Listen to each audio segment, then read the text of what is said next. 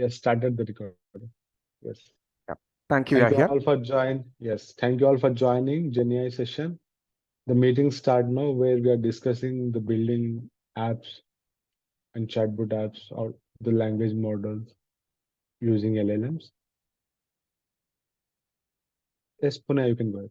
Yeah. Thank you, Yahya. Thank you, everyone, for joining this session. This session is going to cover the basics of how we can use large language models to build apps that are useful for the general public. So this session is going to be from the perspective of a beginner. So we would start with the basic intuitions, and then we would show you simple examples on how to work with LLMs using APIs and so on. Okay. So if you have any questions, I request you to keep it for the end. But if you want me to repeat or give some more explanation on some of the topics, please interrupt me. But for questions, please keep it to the end. So this will be our agenda. So we would start with an intuitive introduction about LLMs, and then we would see how to interact with LLM via APIs, and then we would see what is RAG, why we need it, what are the components of RAG, and then we will show a small demo of a simple use case. Okay. Now, so let's imagine that we have this task that we are going to predict the next word in a sequence. Now, this is the sequence that's given. The cat likes to sleep in the, and then there is fill in the blanks. So what word comes next? Okay, this is the problem that we are trying to tackle. Okay. Now, let's say that we have 50,000 possible words from which we can choose one word. So you can see it as that being 50,000 different classes. Now, this problem is something that is easy. We can frame it as a machine learning problem, and it can be treated as a classification task. So basically, we are going to come up with a model that decides which class to select for this given statement. So you pass this statement as an input to the neural network, which we train with many examples. And then what it does is it picks the word that has the maximum probability. So which is box in this case. Okay. Now let's look at the training setup. Okay. With just one sentence that I showed earlier, we can actually create vast amounts of sequences. So the purple ones is basically the input that's given to the model. The orange is the fill in the blanks or find the next word. So the model doesn't know this orange word yet. We just pass this first word. In the second example, we pass the first two words and we ask the model to find out the next word. So like this, with just one sentence, we can create multiple sequences. And the same method can be extended to even longer sequences. So here you can see a very long sentence, which is in purple, that's the input. And then the orange one, which is the word that needs to be predicted. And the same thing can also be extended to code. So in this case, we have input up until here. And then the orange is the prediction that the model needs to make. This is not given to the model yet. So when we train it with such a large corpus, what happens is the model becomes really good at predicting what is supposed to be the next word. Now, let's see how we can use this and come up with a sentence completion, right? So after training, what we do is we pass that input and we ask the, let's say the LLM to generate what's the next word. So the input is a trained language model can. The model says generate is the best word. So we use that. And then we use this as input again, along with the previous input, and then ask the LLM to generate the next word. So you get coherent. So then you use coherent and then the previous text that's available and ask the LLM to generate the next word and so on. So you repeat this until you reach the end of the sentence or a logical end. Okay, that's how the prompt completion happens in large language models. Now, the large language models, right? So the large is basically, it tells us that it uses large amount of data for training. It has a large number of parameters in the model, and it requires a very large infrastructure in order to train the models. As a result of all these large things, what has happened is the model has encoded the nuances of language within its parameters. And especially, this has to be said, it's predominantly English and a few other European languages and maybe Chinese. Okay, but then it has not understood anything. Okay, it has identified just the patterns and relationships that exist in the language, and purely based on the way data was given to it during the training process. And it has also memorized most of the internet's information within its parameters. But still, what we need to keep in mind is that it's still a probabilistic machine. It is only going to generate a probability distribution of the next word based on the given sequence of words. So it's a conditional that's being generated, which is conditioned on sequence of words. And then it comes up with the probability distribution, right, for all the possible words in its vocabulary. Then it picks the best word as the next one. And so on. We can repeat it until we get the end of the sentence or when we reach the limit. Now, let's intuitively understand how these models are trained. So let's understand the steps that are involved in coming up with an useful for people to interact, let's say like ChatGPT. Let us imagine that there is a restaurant owner, and the restaurant owner is having problems chefs. The restaurant, the large language models process and things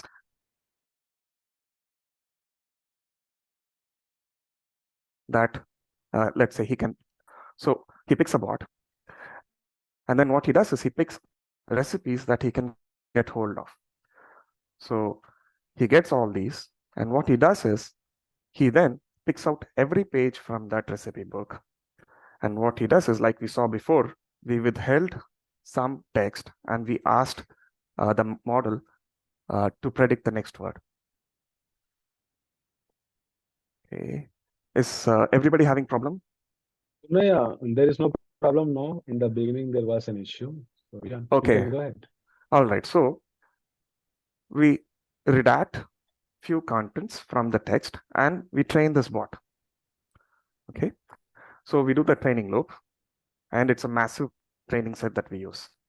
And then we come up with this bot. Now, let's see what this bot can do. So if we say a blueberry cheesecake, what it says is recipe requires 100 grams of blueberries. So what it is doing is it's continuing the sentence. It's good at that. But let's say we give this question. We say, what can I make with avocado? But then the sentence has ended. So there is no logical next word that it can predict for that sentence. So what it does is, because of the training that is done, it sees that, okay, based on this question, I can pick similar questions. What can I make with bell peppers? Now, this is a problem that we need to rectify. But this process that we just saw, right? This process is what is called as generative pre-training. And what happens is the model becomes, or the bot becomes exceptional in predicting the next word. Now, let's say the restaurant owner picks the best chef and asks the chef, okay, how do you hire a chef? What questions do you ask from the chef, ask to that new hire? And what response do you expect from that person? So this chef, let's say, prepares the question or the instruction and response, the expected response, or the good response that is expected from the Punya, person. again, it's voice is cracking first. Okay. Is that for I everyone? think it's probably to do with my internet. Okay. Is it better now or is it getting worse? It's better now, Punaya. Okay, all right. So this chef prepares this data set, which is basically the instructions or the questions and the expected responses. And then we train this bot that was already trained in the previous step. and we come up with this bot. Okay. Now it is a mix of two because there is a good bot in there and there's a bad bot in there. We'll see what it is. So now if you ask this bot, what can I make with avocado? It says you can make guacamole, smoothie, and it goes on and on. But let's say we ask something like this. Let us make a spicy curry. Now this bot says, okay, let's add 200 teaspoons of red chili powder. But nobody would add 200 teaspoons, right? So the bot is good at following instructions, right? But it doesn't know if the responses are actually correct or not. And this step is actually called instruction fine-tuning or supervised fine-tuning, or just shortly instruct tuning. Now let's say what we do next is we ask the bot to cook the recipes and serve it to a human being, and then find out the response of the human being. If it's a good response, that is, if the human likes it, then we give a reward to the bot. If it is bad, we give a penalty, and this is called a feedback. And what we do this, we continue this process, okay, again and again for multiple examples. And at the end of that, this bot becomes aligned with the expectations of the human being. Now, this is a good bot. Let's see. If we ask this question or if we give this input, it says, okay, let's add 2 teaspoons of red chili powder, which is aligned with what a human would be okay with. Now, this is called reinforcement learning with human feedback, because the responses are aligned with human values. Now we can take this bot and we can deploy this. Now, most of the interactions that you have, let's say with ChatGPT, that is at this particular stage. Okay, so there is a generative pre-training or pre-training, then a supervised fine-tuning, and then an RLHF, which is reinforcement learning with human feedback. So at this stage, the bot is ready for end user consumption. But let's say the restaurant owner thinks, okay, this bot can cook any recipe, but I want to give this bot some persona. I want this bot to cook like my grandmother. So what the restaurant owner does is he picks out his grandma's best recipes, and then he knows what the chef did. So he prepares another data set, which is basically derived from this grandma's recipes, and then he trains this bot. And what happens is you end up with a chef that cooks exactly like his grandma. So he says, make me some yummy lunch. Then the grandma says, the bot says, okay, dear, I will make my signature, and on and on. Now, this is called fine-tuning or domain-specific or task-specific fine-tuning, because it can adapt to a specific task or persona or a domain. Now, this is an optional step, okay? Let's say there is a different use case.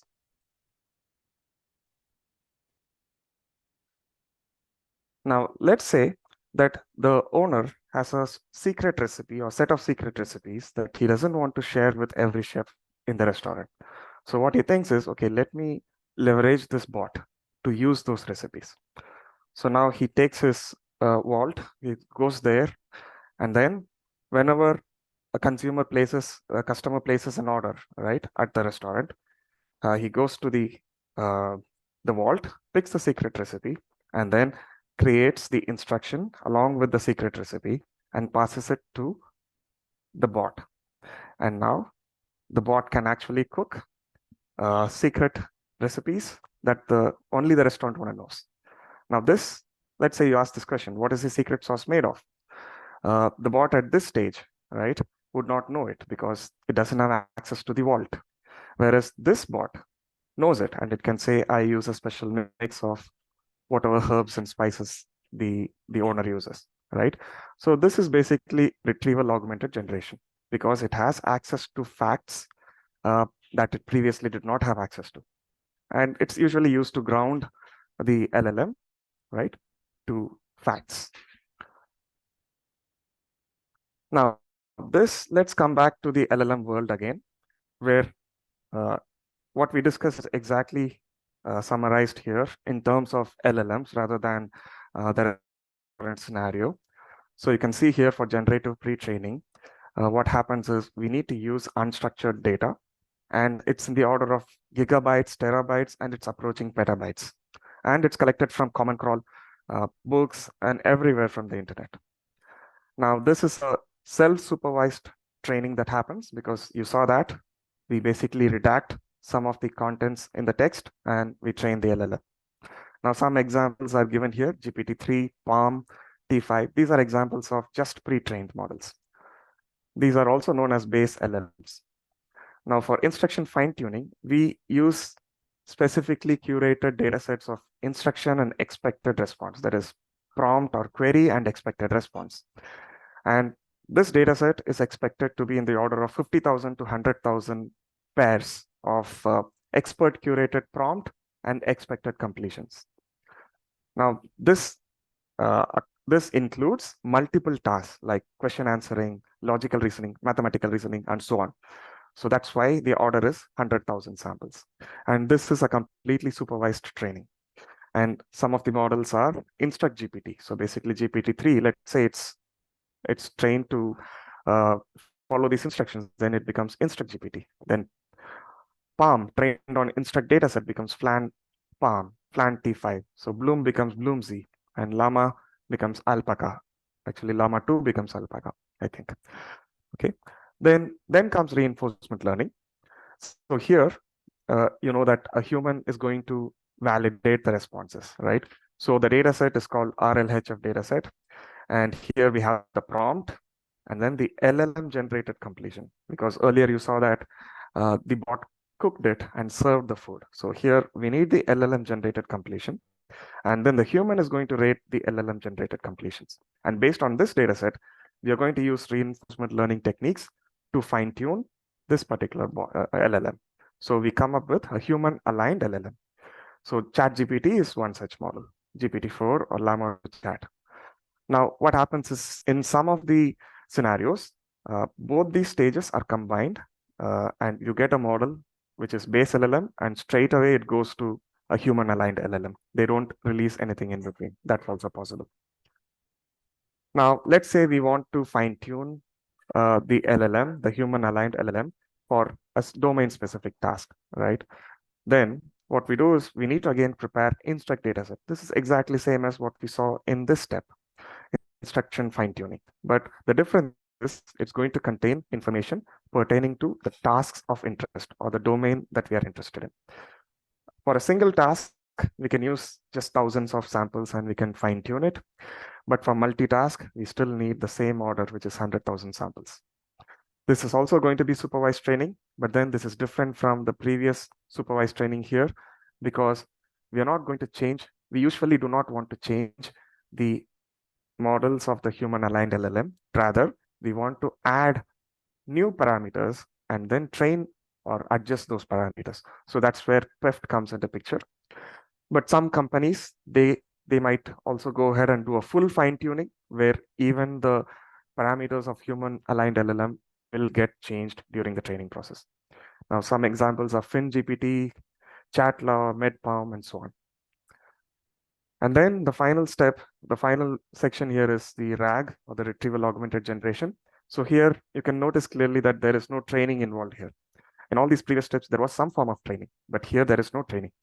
All you're going to do is you're going to basically do a document collection, right? And you're going to store it in a database. So those can be companies' internal data or some task-specific update data.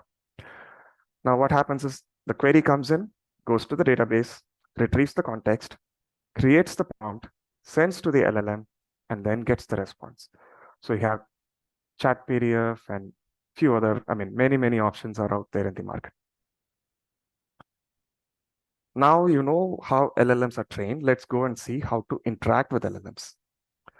So this is something that everybody will be familiar with. This is ChatGPT using the ChatGPT 3.5 model. So I don't have to explain anything further here. You know how to give an input and get an output. But this is something that many of you might not have used. This is on Hugging Face portal. So there are some models which are available as inference endpoints, and they have this nice UI where you can give in some prompt that is text, and you can click the compute button and you can see the completion. So this is the case for Google Flan T5 base. You can see here, this is just 248 million parameters. It's a very small model. So basically the output is garbage. But here you can see this is Mistral's 7 billion parameter model, right? This is 7.24 billion params. Now, I gave the input as large language models are. All these blue things are auto-generated. This has a different user interface compared to this. So you can see here, this is pretty good for a 7 billion parameter model. For ChatGPT, we actually do not know how many parameters it contains. There are only guesses. It's in the order of hundreds. In the sense, 100 billion parameters and more. Okay. Now, so LLMs can be accessed. We just saw the user interfaces, right? So, and we saw two different types. One is a proprietary LLM, like a ChatGPT, and then the open source LLMs, which we saw from Hugging Face. Now, we saw the chat UI and we saw the Hugging Face endpoints. But then there is another way of accessing LLMs, which is via APIs, the API endpoints that are provided by the proprietary LLM providers. So all we need to do is give an input text and invoke the API, and we get the generation out. Whereas in the case of open source LLMs, we need to do a custom deployment. So the model weights are available. So we need to have the infrastructure. We need to deploy the the LLM, and then we need to make the inference. Now this table here summarizes everything about these four different methods. So what we'll focus on is the API endpoints and custom deployment, because UI and this UI, we don't really bother because that's not of interest for our project. We want to focus on these two. So the key thing to notice is the API endpoints and custom deployment of open source LLMs, they are applicable for the business use cases and for any apps that you want to build. The problem is for proprietary LLMs, the model weights are not exposed, whereas for open source, we can get the model weights. The good thing about the proprietary LLMs and their endpoints is that they are hosted by the LLM provider themselves. So they manage the infrastructure and their performance is enterprise grade. And they provide best-in-class responses because their models are bigger. The problem is it is not free. There is a limited free trial, but there are limitations on how many times you can invoke in 1 minute. So those limitations are there. Whereas in case of open source LLMs, we don't have any such limitations. There is no pricing problem as long as we have the necessary GPU. Okay. But then the challenge is that we need to deploy that at our own infrastructure. And the performance is heavily dependent on the GPU capacity and the size of the model that we choose. Okay, so these are the trade-offs. These are the two things that we need to look at and come up with a trade-off. So you can see here, ChatGPT 3.5 uses GPT 3.5 model, and Bard uses Google Palm model. So when you say ChatGPT 3.5, that's the UI, and Bard is a UI. Whereas here, the endpoint from OpenAI for GPT 3.5 is GPT 3.5 Turbo. Similarly, for Google Palm, it's Text Bison 001. For open source LLMs, these are from the Hugging Face model repository. So you can see those here.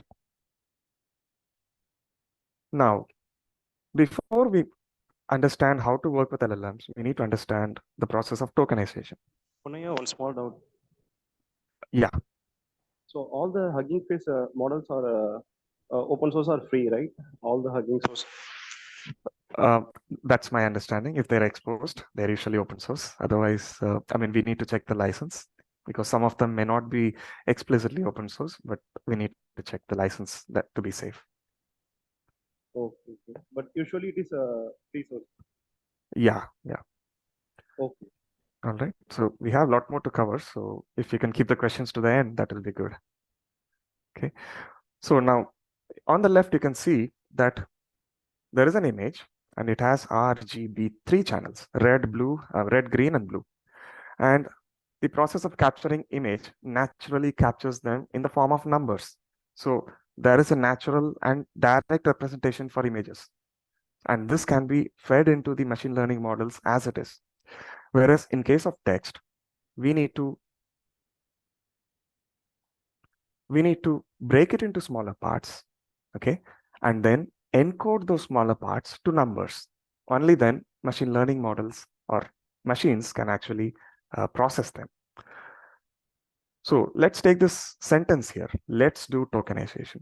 this is a text. Now, what happens is in the first step, let's say we use the process called subword tokenization, right? Where in this method, we keep the frequently used words as is, but we would split the rare words into multiple parts. So you can see here, now these are special tokens added at the beginning and the end for the models to understand when it starts, when it ends, and so on. Now you can see let, do, and let and do have come as it is. I mean, even let's has got broken into let, and then this apostrophe, I mean, the quote and yes, whereas tokenization is split into token and this word. So this will be some meaningful subword. And then we take each of these words and then we encode them.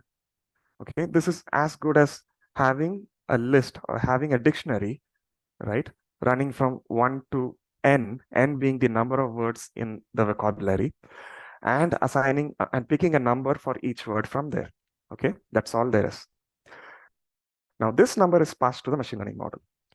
Now the vocabulary is available with the tokenizer. So when we have this number, we can decode it back to the original text. Here you can see the code for that. So we are using something called as auto tokenizer from transformers, and we are using the BERT tokenizer. Tokenizers come in different forms. We are using one of them, which is BERT. This is the same text. All we are doing is we are calling the tokenizer function. We are passing the text, right? And then it returns something. And here I'm only using the input IDs from there. Now, as you can see, so we can also decode each of the token IDs and we can retrieve the word. So this is the decoded text here. The input is this. There are 9 tokens generated, and these are the tokens, and these are the corresponding token IDs.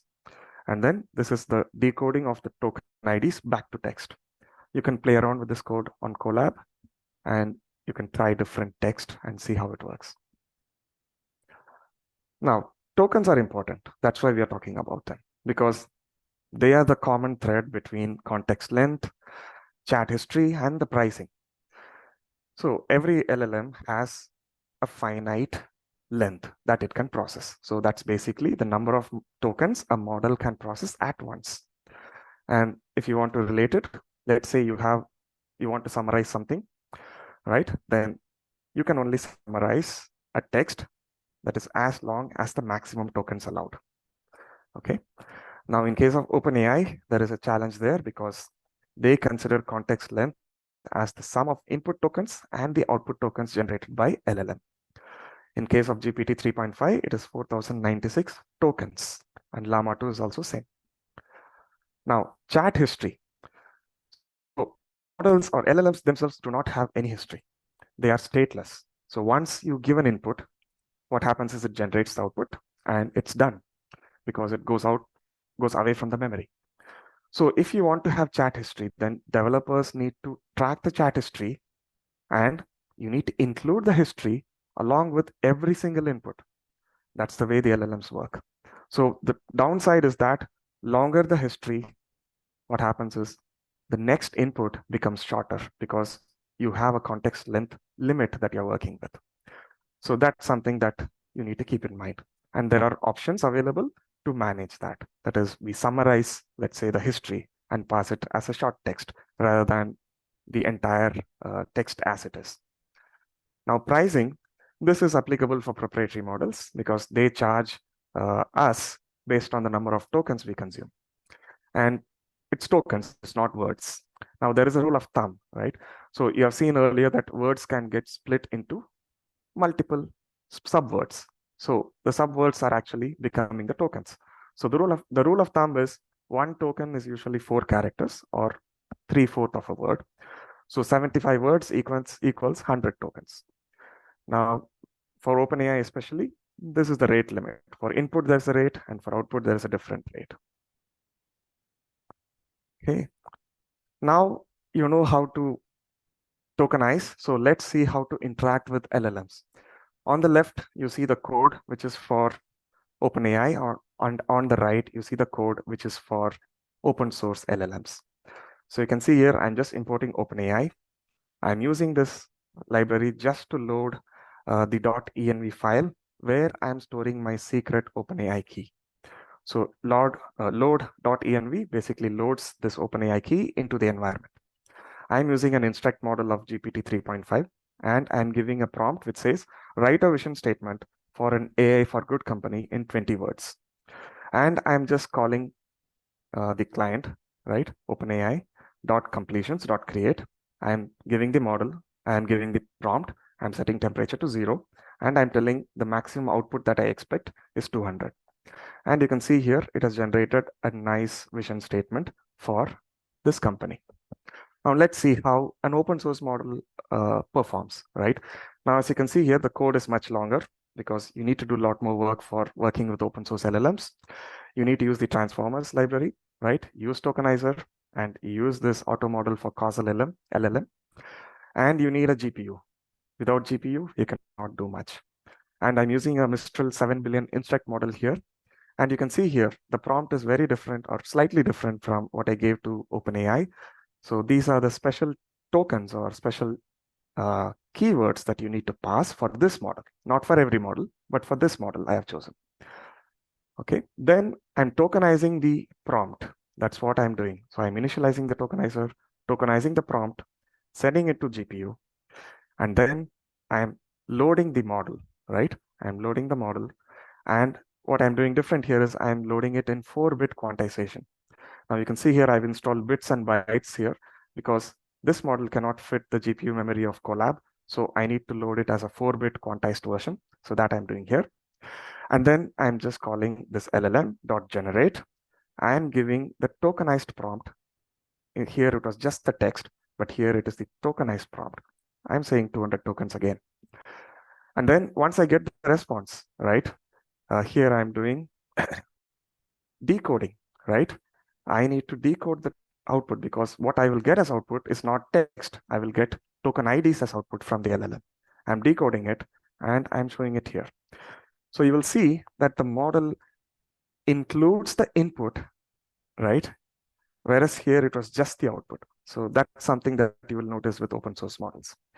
So you can see the actual output here, right? Empowering humanity, one intelligent solution at a time for a better, more equitable world. Looks like open source LLM is much better than ChatGPT 3.5. I'm sorry, GPT 3.5 Turbo Instruct.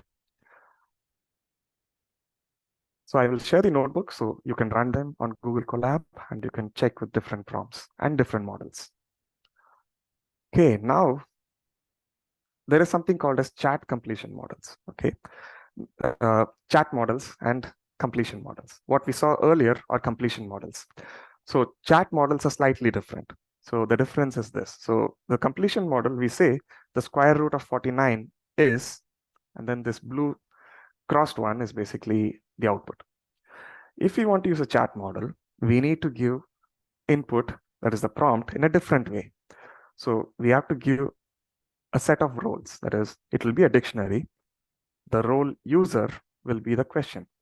So here we say, what is the square root of 49? And then we need to also pass assistant and leave it empty, right? So the output will be square root of 49 is 7. So the difference is, instead of giving just text, we need to pass a dictionary. And within that dictionary, the keys of the dictionary mention what role the content belongs to. Now let's see a code example here. Okay. Now this is the example for OpenAI. So you can see here, this is a chat model. So we are going to use multiple responses, okay, so that you can also see how the history is passed. I'm using a different model here. This is GPT 3.5 Turbo, not the instruct model, because in OpenAI, the instruct model does not support chat, whereas this model supports chat. So here I'm using role user. So basically the end user said, what is your favorite condiment? The assistant replied in a previous iteration. Okay, it said, well, I'm quite partial to blah, blah, blah, right? It gave that. And then the user now has said, do you have mayonnaise recipes, right? You can clearly see there is a role used here. Role is user here, role is assistant. Now we pass the messages as input. Now you can see here, there is a slightly different signature. I'm using a different function. I'm using a chat function. I'm passing this model, I'm passing messages, and then we get the response out. When I show the notebook, when we have time, I'll show the notebook. You can see the response there. Now, in open source LLMs, this is going to be different. Okay, yeah, we are going to set it in the same way. This messages is exactly the same here. But then what we are going to do is the tokenizer, we are going to use a different thing. We are going to use an apply chat template tokenizer because we have a set of messages with different roles. So this apply chat template respects the roles and then creates the tokens respectively, accordingly. Then I'm using the same approach here, right? There is the same step where I load the model and then I do the generation. But here, the decode is slightly different. I'm using a batch decode because I'm getting a bunch of messages. All right. So these are the differences when we use a chat model in open source LLMs. Now, prompt engineering, I wouldn't cover this. So we'll just quickly have one sentence about it. So now you know how to use LLMs, right? So now prompt engineering is nothing but playing around with these messages. Okay, nothing more to it. Okay, so you can try zero-shot prompting, few-shot learning, chain of thought prompting, and there are many concepts around in prompt engineering.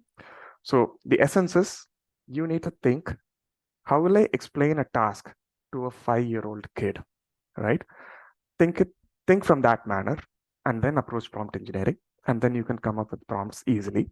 So I recommend this short course, which is just 1 hour, and that gives a lot of useful information. Now, one thing you need to note is there are notebooks available in this course, but they are from an older version of OpenAI. If you use the latest OpenAI functions, then you need to make minor tweaks. Okay. Now, I will pass on to Naushad. He will walk us through RAG. Okay, thank you, Punya. So let me take the screen share.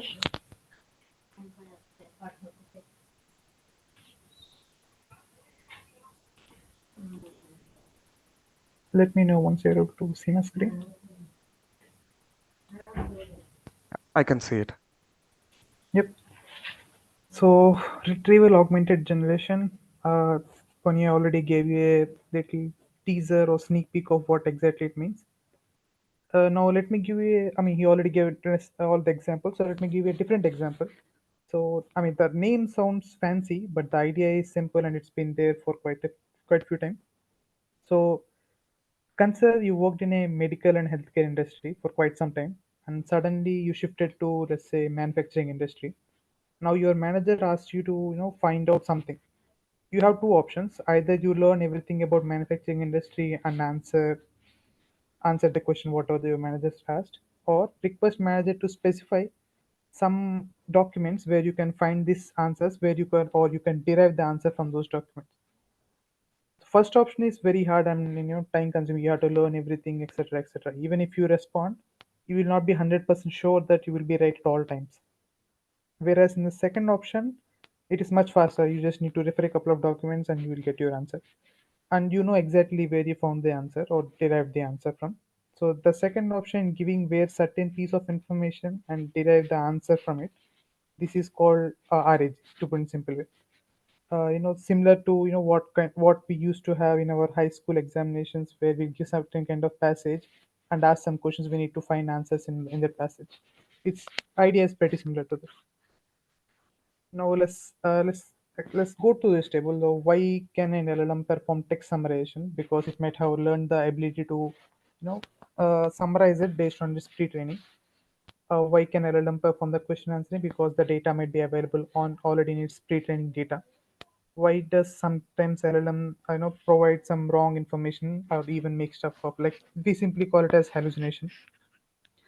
If you compare it to humans, the LLMs, during an examination, if we don't know the answer then to a question, we just write something in the expectation that it may be related to the some original answer. So LLMs are also based on their past knowledge. They will try to make some stuff up. It may not be correct. So the problem at hand we have is LLMs are not trained to generate human-like text. Not true text be specific. This based on the next word which has to be generated, as Punya explained. Now, idea is we already, we need to ground them to a reality, and so that they don't make up some stuff. In fact, we know everything to solve this. Like I gave just an example. So include the relevant knowledge in the context, so the LLM can refer that context, and give you the more reliable information. This context giving is nothing but our prompt. So this is, a pictorial representation of what we have just discussed. So let's assume this is the data that has been trained up to 2021. We also have generic data, and when we give a query to the LLM based on this information it has, assume that this unable to see all the necessary context around it. It is unable to see everything. It it gives us some response because it does not know, it has only outdated information. It does not know the domain knowledge. All like, it cannot explain everything because it doesn't based it do not have any information of where it actually came from. So on the other hand, if we give something like this, like RAG architecture, where we also using some kind of mechanism, we give the necessary context to the LLM, saying that you refer to this context and come up with the answer. Then it will refer to this context and give us more accurate responses. And we know which context we have provided. It is more, reliable and traceable as well. So this is more real life example of Naushad, how Bing Chat. Naushad, can you go back to the previous slide, please? I want to add one point. Yep, sure. Yeah, so you can see here, these are the context clue cards here. So these are put based on your data that you collected from interview preparation, right? So these questions are related to sales manager. So now what you can see here is not only do you have multiple clue cards, you also know you have different questions in each clue card. So you have the question and answer. But what's even more important is you have these tags like sales manager, core, handling client, question ID, right? This is the metadata. Now, in addition to the text that the LLM can use, the metadata is also available. So we know exactly from which question this particular, let's say, question and which particular row this question and answer came from the source data. So here we are basically giving it a magnifying glass, right? So that's what is happening here. Yeah, please go ahead, Naushad. Thank you. Yep, thank you. So one more real life example is how we can, the Bing chatbot. So basically, if you ask a question like who is Colombia's current president, Bing performs a web search and it gets the top search results. It will add those information to the prompt. Like if you look at this, this is the question, who is Colombia's current president? Web search found the relevant context, and this is the information it provides as a context, and we will stitch it to the prompt, and this is the response it can come up with. So how do we leverage our own internal data? So it's, and we don't have any massive search engines like Google or Bing, etc., to work on our internal data because these are optimized to give results in a much better and faster way, but we don't have anything like that for our internal data. So one way we can do this is using semantic search. So those who do not know semantic search, let me give a brief introduction about it. So let's assume that you have some data, mostly unstructured. It can be structured as well. We have some kind of text, basically. So and you have to represent this in some kind of higher dimensional, some kind of numbers or vectors in this case, where everything in this is represented as numbers. This is just a word representation, sorry, vector representation of single words, but in our case it will be on the paragraph level or the entire chunk level. So how do we do this? There is some, we have to do a mechanism of chunking and embeddings to make this, to convert the text into this vectors basically. So what are the tools available for this is, LangChain and Llama Index are most popular ones, but if you have enough Python knowledge, you can do this by yourselves. Chunking and embedding. Chunking is nothing but you have to split the entire text into a smaller number of pieces, and embedding is nothing but I'll explain the next slides. And where you can store this semantic representation is nothing but there is something called vector DBs. Uh, in for structured data, we store this in like tables like MySQL or RDBMS. Similarly, for storing vectors, we have vector DBs. So if we go into chunking, right? So if you go, we have a paragraph, big document like this. We will split it into chunks in this way, like until this point is chunk one, until here is chunk two, and this is chunk three.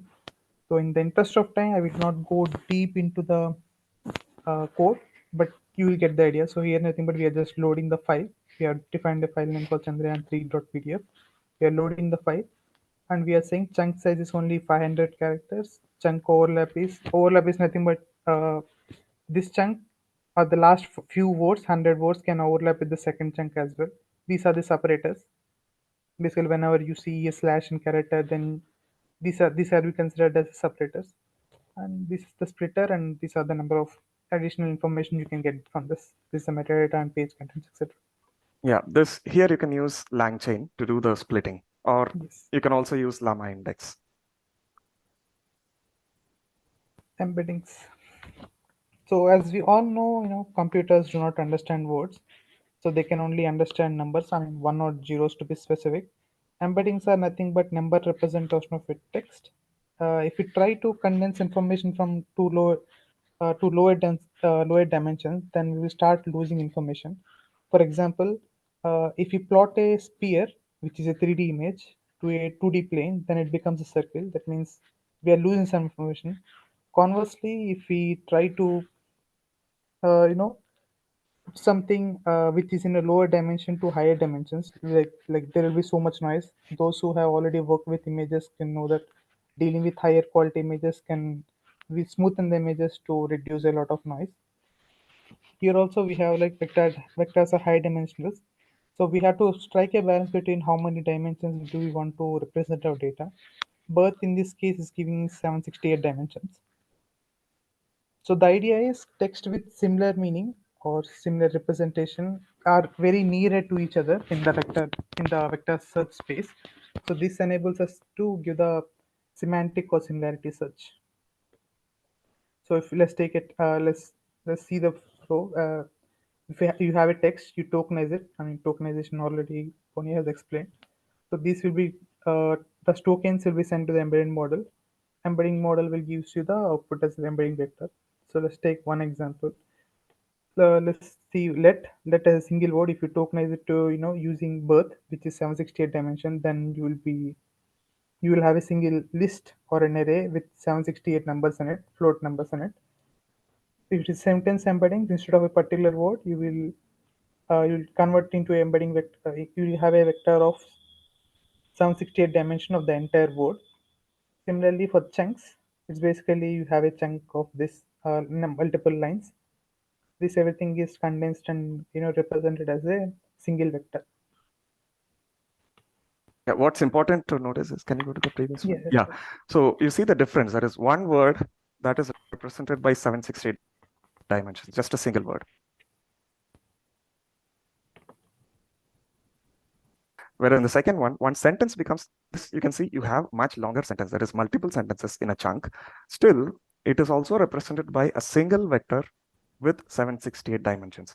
So you can see that a chunk, if it grows big, right, the dimensions remain the same. It is just a single vector. So the information that vector represents will be less and less if the chunk size becomes larger and larger. So that's a challenge that we will come across in many of the applications when we want to do embeddings. Yeah, please go ahead, Naushad. Yep. So every time we have to convert this text into embeddings, right? I mean, on the fly in the real time we cannot do it. It's more expensive and it's not scalable. So we have to store this all this embedding in a particular place. Here we have something called vector DBs. So you have all the unstructured data, like can be images, document, audio, anything. So you could transform this into embeddings. You have all this vector representation. You store it into a vector database. Similarly, you have your query asking for something in a natural language in some kind of text. That is also converted into vector representation, and you perform a nearest neighbor search. And wherever it is nearly matching to your nearest query, the data, it will give you as a result. So how to perform this nearest neighbors is there are multiple ways. One of them being the simplest one being the cosine similarity or Euclidean distance, for example. So if you go into ChromaDB is one of the vector database available, which is easy to install. So here is the code representation of it. First thing is storage of embeddings. Use the given embeddings of a particular uh, text or audio or anything to store to higher dimensional vector to the actual text. So if you look at this, let's say this is our directory where we are storing the embeddings, and we have to give a collection name. Those who have worked with NoSQL databases might understand what collection names are. It's basically a database, and you can keep it in, you can think of in that way. So we have to give we have to give some kind of embedding function to convert the text into embedding representation. Here we are using this all mini lm l6v2 model to convert the text into embeddings. This is nothing but just to mentioning that store all the necessary data in this path. So next we are doing get or create collection name, and embedding function for chunk in chunks in the loop to take all the necessary chunks which I showed you earlier, and give the necessary IDs, metadata, and documents. And you can query saying that when did Chandrayaan 3 land on moon, and if you can query it based on the query text, and you can get the here you can specify how many number of relevant documents or nearly matching documents you can get. Here we are taking the one result, top result. So here Chroma actually, and depending upon the database, it can give you multiple features. For Chrome, for example, Chroma here gives you, filtering and filtering on the metadata or IDs or documents, and also will supports here create, read, update, delete operations on the data. So now you know all the components need to build RAG. So if you put together everything, you will see something like this. So you have a groundwork basically where you have the domain specific or internal docs. You do the necessary pre-processing and chunking, and you use the embedding model to and store all the necessary data in the vector database. Here you have a retrieval function where your query is also using the embedding model. You get the necessary, you do a semantic search, and you do the necessary filtering, etc. You get the top k matches, and you augment the prompt in such a way that you say that using this context, answer the query, and you pass it to an LLM, and LLM will give you a response. This is another way of representing the same thing. So you have all your documents, convert into chunks. After that, you convert the chunks into embeddings, store it in a vector database. You have a query. Query is also again converted into embeddings, and you search the necessary similarity documents from the vector DB. It will give you some document chunks or the relevant document chunks, and you pass it to the LLM along with the augmented prompt, and LLM will give you the response. So this is the sample code. We're almost out of time, so let me go through this quickly. So this is the without RAG. I think this is already covered by Punya. So basically you have a completion method. You give the model prompt, and this is the output. Here you can see when did Chandrayaan 3 land on the moon, because OpenAI it does not have the necessary knowledge. It will say the mission is currently in development and expected to launch in 2022 or early 2023. But similarly, whereas if you're using RAG, you pass the necessary context in this instruction saying that this is the truthful AI assistant. You give the necessary context using the query, using the data you got from the vector database, and you ask the same response again. Then you can say that the LLM will give you much more better response saying that it's landed on the Wednesday, August 2023. So this is the final context that is prepared by the that is augmented and is passed to the LLM. So you can see it has given all the necessary context. At the end there is a question, and it came up with relevant answer. I think we slightly overrun, but I think we can take a couple of questions, I guess. Yeah, Mm, thank yes, you. Thank you, Naushad. Naushad. Yes, thank you, Naushad. Thank you, Punaya. Yes, we can have a few questions. Any questions, anyone? Anyone? Yes, Vishnu. I was just Vishnu, clapping. go ahead. I was just clapping. Yeah. Okay, okay. Okay, no problem. Sorry. So we think, yeah. Yes, Arthur. Actually, Ponaya, I had a question. Okay, go ahead. Is this? Actually, I want to know what is API endpoint URL? Pardon me, can you please Because repeat? What is? API endpoint URL. Actually, while trying to generate the data set using LLM, I mean, it not just asked me for the API key, but also asked for API endpoint URL. I didn't know what to pass in that. So Okay. yeah. There is no such thing as URL. So I will share the notebook so you can run it. Only thing is you need to create a .env. It's a text file. You need to put Okay. OpenAI API key in that exact Okay. format. Okay. So All then right. All right. it should work. Yeah. Sure. So Thank yes, you. Lincoln, Russell Lincoln, go ahead. Yeah, I have three questions. My first question will be how LLM knows when to stop generating something, and uh, so should I ask like second question or? Yeah, please go ahead. Okay, and my second question will be, for example, if we give instruction to the LLM, which was not present during the training data set of the pre-training of instructions, then what will happen? And my third question will be, can we get higher dimension for the embedding of tokens more than 768, like for BART or something? Yes. So, okay. Okay, the last question, yes, you can have different dimensions depending on your choice of model. So that is fine. All right. Okay. For the second one, I'm not very sure. I mean, if something is not part of the instruction fine-tuning, I mean, the performance may not be as per your expectation. So there may be hallucinations. Okay. Okay. Okay. All right. And okay. And my first question was when LLM knows when to generate. Yeah. So, okay. So what happens is, okay, number one, we would specify what is the maximum number of tokens we need. Okay, that is the limit that we give.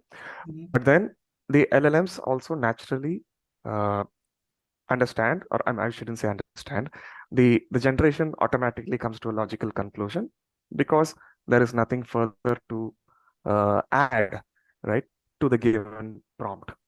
Okay. That is one, Okay. and also the maximum tokens that you specify. Those are the two things that I know of. Maybe Naushad can better explain than me. Naushad? Yeah, I mean, there are some stopping characters. Either you can specify them by yourselves. Of course, you cannot do them in the OpenAI or proprietary APIs, but you can do that for the, open source models. You can have your own stopping characters, or based on your pre-training, where it will see, where, I mean, in the model itself, it will see there it should be some kind of stopping character. I mean, there is a start character as well as there is an end character. When the end character is at 8, I mean, given as the response, when it checks for the what is the my previous character to previous characters to generate next token. If it sees the end character, then it will stop the response. Hope this answers. Like for example, in maybe in ChatGPT, how it knows that when I need to stop generating the answers, like more sentences or something. Yeah, like I said, I mean, the fine tuning in OpenAI, the GPT team was, I mean, OpenAI team has already fine tuned in such a way that it knows when to give exact stop character based on this fine tuning or Okay. pre-trained data. Okay. Yeah. And Thanks. how it attains that end character is based on the attention mechanism. It can be flash attention or any other attention mechanism which they have opted. Okay. Okay. Yeah. Thanks. Yes, Arthur, go ahead. Hello. So First, I wanted to ask basically a question on top of the Russell's question. Do I understand it correctly that the dimensions are preset to a specific model? So, for example, if the BARD has 768, or what was it? Then it would always have to be 768. So it would always stay the same for particular model. Okay. Arthur, I think you're talking about embeddings, not the LLMs, right? Sorry, can you say that again?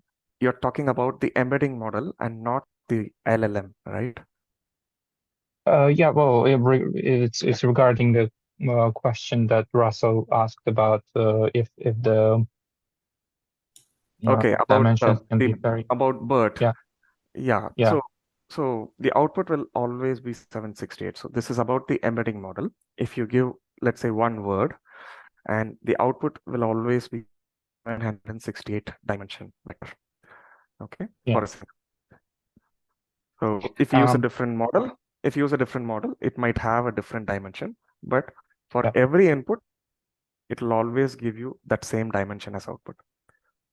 yeah. Okay. So I also have two questions. The first one would be, I saw that in the Hugging Face, there are models that called like something GPT. So yeah, are those models like based on the GPT models from OpenAI? They're just made so that they would be open source, or Yeah, what would be? yeah, they are based on that is GPT is basically a class of models. It doesn't refer to OpenAI's ChatGPT. Okay, so what people do is they use that architecture and they build on top of that. So they call it as GPT. Okay, Okay. yeah. And the other question was when I was doing this course that you provided, recommended at the very beginning of this um, task, not task, sorry, project. Yeah, the prompt engineering course, you mean, right? Not the prompt engineering, but I mean at the very beginning, like few Okay, weeks back. right. I think at the very beginning. Okay. Yeah. Then there was a mention of like forgetting, like if you're doing the training, Yeah. the model can start forgetting stuff. And which part where you had your slideshows explaining the steps, and which step would that be included? Okay, I did not tell you about that in the presentation, but yeah, you're right. That's an important point. So in the slide where I was talking about the restaurant as well as the LLM examples, you can look at the step of fine tuning. Okay, just before retrieval augmented generation. There you can see that for single task, I mentioned that you can use 1,000 samples. Whereas if you're doing for multitask, then you need to use 100,000 samples. So when you fine tune it on a single task, what happens is you will have catastrophic forgetting, because when you update the model parameters based on just a single task, the model's performance on other tasks may take a hit. So that's what happens. So in order to overcome that, usually people tend to do multitask fine tuning, okay, instead of a single task fine tuning. So that way, they cover the multiple tasks for which they would use the model for, and they would make sure that it doesn't get affected. The other option is using PEFT, parameter efficient fine tuning, okay, where you don't update the model weights, you only add in new parameters. So what happens is at runtime, you load the base, that is the human aligned LLM, and then during training, you would have obtained new parameters, completely new set of parameters called as adapters. So it's basically like putting on a new cover for the LLM. So that cover basically contains the new parameters, additional parameters. And those parameters influence the LLM to give the desired result for the single task. So what happens is for different tasks, you would create different adapters, And at inference time, you can change adapters. Okay. Mhm.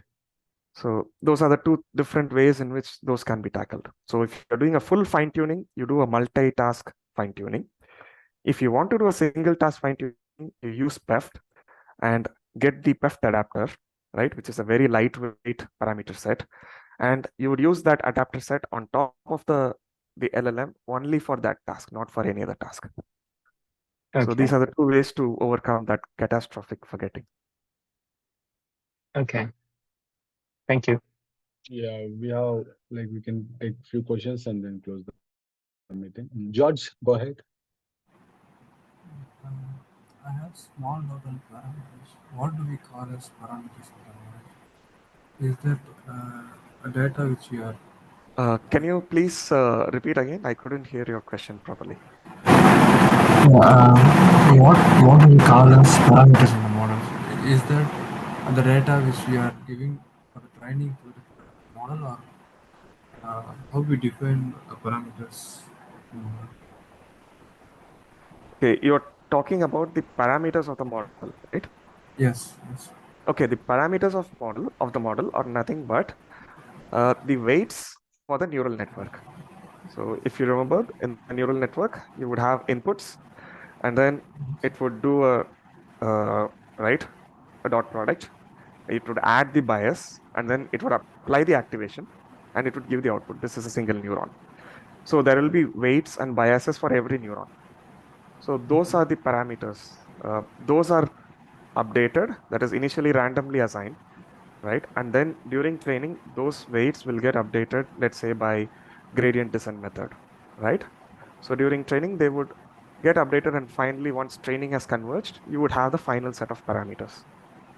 And those parameters are the most important ones because that's what is going to guide how the input is going to be converted to the output. Okay. So Okay. the parameters are just calculation of the vectors, right? Those are the weights that are used in the neural networks. That's what I can say. Yeah, okay. Yeah. I can understand. I can understand. Thank you. Okay. Okay. Thank you. Yes, Asya.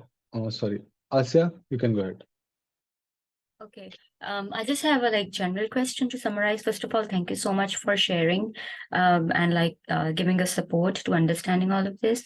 My question is, what is the expectation right after this meeting till the next meeting? And what should be the starting point?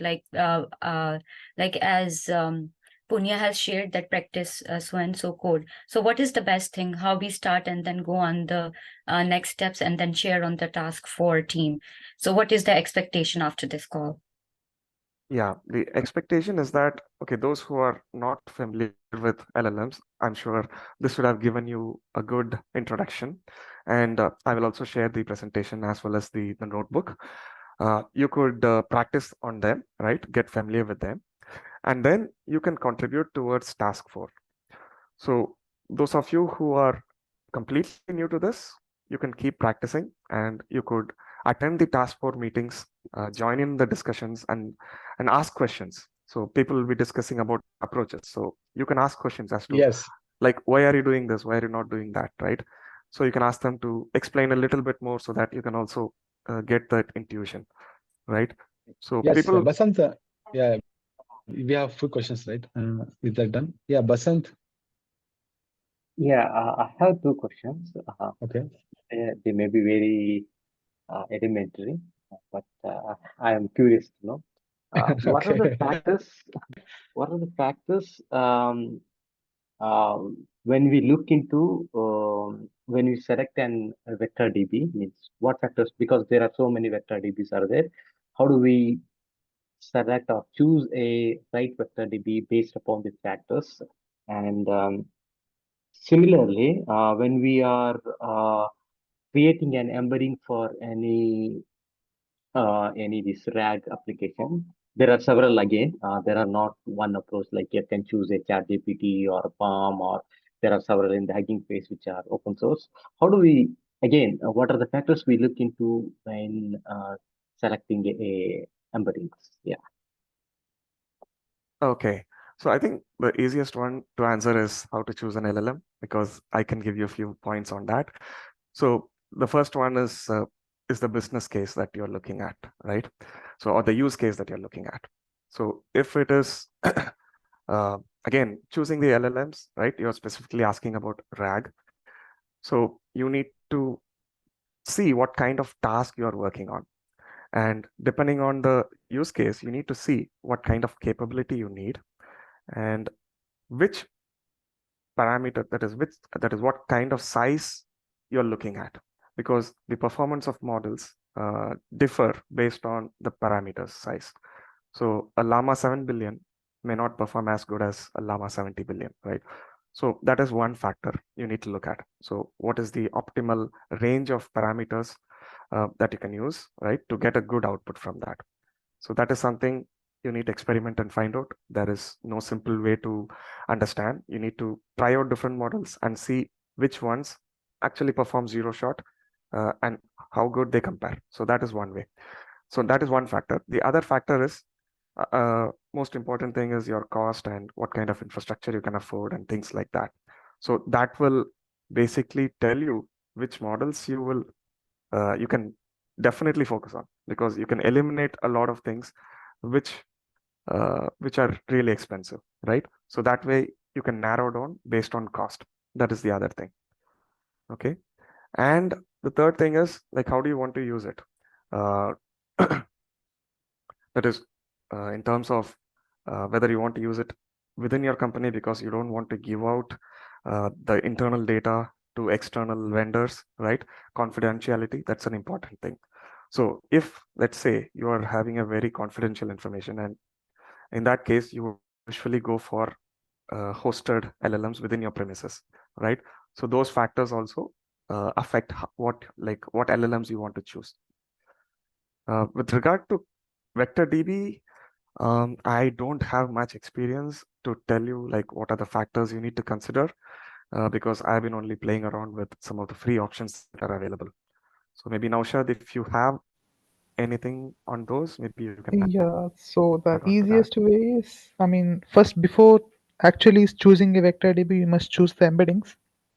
So I think Punya also already explained how to choose embeddings. See whether the training data of embedding model has some similar data or similar domain data of what you are actually working on.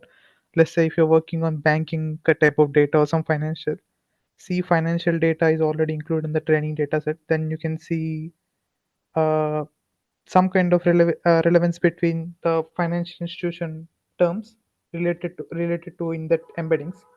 Otherwise, the terms like river bank and the actual bank, actually they have very different meanings. But if you don't choose a right embedding model, then they can actually be very relevant. So that's one way you can choose the embedding model. And the next step is choosing a vector DB. I mean, there is no right answer for it. It depends on, I mean, usually how I go for it is there any database which I can easily integrate with my existing infrastructure? That is the first option I choose, because setting up a new environment, especially for a one single vector DB, is particularly costly. So first thing that's the one way I will check, and next thing is the algorithms they use, the internally whatever they use for the similarity search, whether it is fast enough and compute not very compute expensive, but yeah, does a decent job in the similarity search with high enough throughput and with low latency and high throughput. These are the some of consideration which I take into consideration, but there may be others as well. Hope this answers your question. Yeah, thank you. Yes, that's it from today's. Yeah, anything else, Punya, to add? I think there is one more question. There is one more hand that's raised, right? I think. Russell, yeah. Yeah. Yeah, We can hello. only take one last question and then close the meeting. Yeah. Yes, go ahead. Yeah, I think GPT has 176 billion parameters. So does this if the parameters are weights and biases, does that mean these are the weights and biases for the embedding of the tokens. Okay, all right. So now the embeddings are different. Okay, the parameters of large language model are different. Okay, so they are completely two different entities. Now we are using embeddings, okay, because we want to convert from the perspective of retrieval augmented generation. We want to convert our text data into a vector representation, which can help in similarity search. So that's where the embeddings are actually used, and we use a specific embedding model for that. And that model is different from the large language model. Now, as far as the parameters of the large language models are concerned, they are not related to the embeddings. Now, the large language model as such, yeah, it will internally come up with, let's say, it will have internal components which will generate embeddings internally, okay? But that is within the LLM itself, all right? Let's say if you're using a model that has both encoder and decoder, so the encoder output is basically like an embedding of the input data. But that is only within the LLM, it's not given out. So that is processed by the decoder, and then it gives out the output generation, which is words. Now, the embedding models are completely different. They are not directly related to the LLMs. They are only aiding us in terms of creating the vector database. But we need to make sure we use a right embedding model, like Naushad mentioned. But you said that encoder also has embedding for the LLM, right? The encoder generates embedding. So it's a form of, if you're talking about an embedding model, it is usually, let's say it's a bird, right? It's an encoder model, right? It's a bidirectional model, but an encoder is the one that generates the embeddings. Okay, so we are using a very specialized embedding model for that. LLM internally generates the embeddings and then it processes them. Okay, but they're not given out as part of the LLM as such. Okay, so these parameters are for that internal embeddings, or no? Embeddings is an output. Okay, parameters are basically the definition of the model's weights and biases, right? So they are not outputs or they are not inputs. They are the settings for the model. You can see the parameters as the settings for the model's neurons, whereas embeddings are outputs generated by a model. Okay. Yeah, okay, then thanks.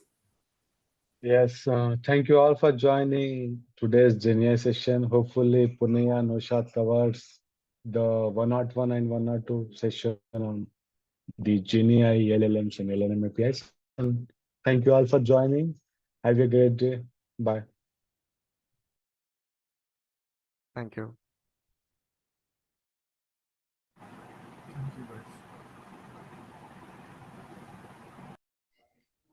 Thank you so much.